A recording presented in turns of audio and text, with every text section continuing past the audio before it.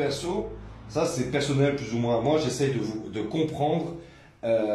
Vous êtes donc, vous vous présentez comme écolo, et puis d'un autre côté, vous nous parlez de ces, comment ça s'appelle? Ces smart cities, ces cités connectées qui vont ouvrir les portes à la 5G. Mais la 5G, on a découvert que Toronto l'a refusé. Ça tue, c'est très mauvais pour la faune et la flore, donc pour nous aussi. Et donc je trouve que c'est un peu, ça se contredit en fait, pour moi. Hein. Alors vous pouvez m'éclairer là-dessus parce que j'arrive à pas comprendre en fait. Je vous réponds. Ouais. Alors d'abord, il n'y a aucune, enfin en soi, si vous voulez, la technologie, les technologies de l'information, c'est ni bon ni mauvais pour l'environnement et pour l'être humain. Tout dépend comment on les utilise.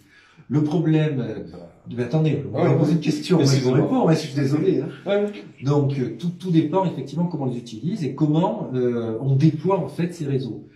Moi, la stratégie que j'ai développée avance, hein, c'est de dire, on se cale aujourd'hui en matière de pollution électromagnétique sur les normes les plus sévères qui existent dans ce domaine, qui sont les normes de l'OMS, qui sont, pour vous donner une idée, 10 fois plus sévères, 100 fois plus sévères même, qu'est-ce que je dis, que les normes françaises en la matière. C'est-à-dire que l'exposition à la pollution électromagnétique pour l'OMS se situe à des niveaux qui sont bien plus sévères que les normes françaises. Et donc l'idée, j'ai commencé à le faire puisque j'ai demandé donc à tous les Vansois qui, d'ailleurs, quelqu'un qui le fait ici, hein, de faire des mesures de fréquence chez eux pour voir, pour cartographier sur tout le territoire quel était le niveau de fond électromagnétique. Et je m'engage, comme j'ai commencé à le faire quand j'étais adjoint, mais c'était compliqué parce que là encore, j'avais pas des écolos avec moi hein, dans les équipes. Je m'engage à faire en sorte qu'il n'y ait aucun équipement utilisant les ondes électromagnétiques qui force le bruit de fond,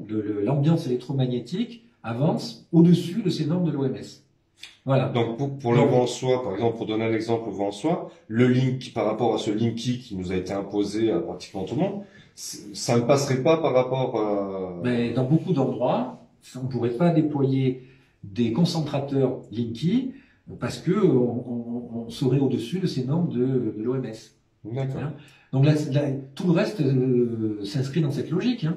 Chaque fois que j'ai utilisé des technologies qui faisaient appel à des ondes électromagnétiques, j'ai toujours pris le soin de faire mesurer le bruit de fond et de jamais déployer quoi que ce soit si ce bruit de fond était dépassé.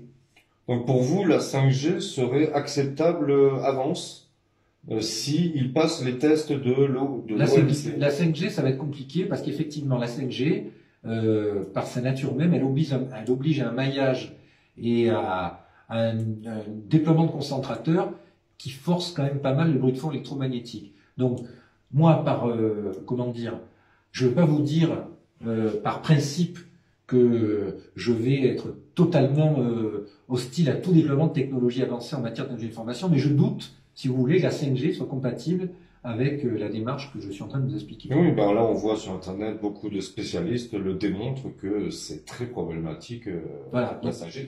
J'espère que j'ai été clair. Hein. Oui, voilà. Là maintenant ça devient un peu plus clair.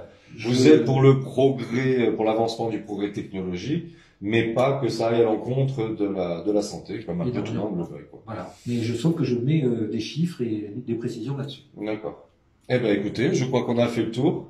On vous remercie. Merci. En espérant une bonne chance pour ces élections et on vous souhaite bonne continuation. Merci, monsieur Mirand. Merci à vous.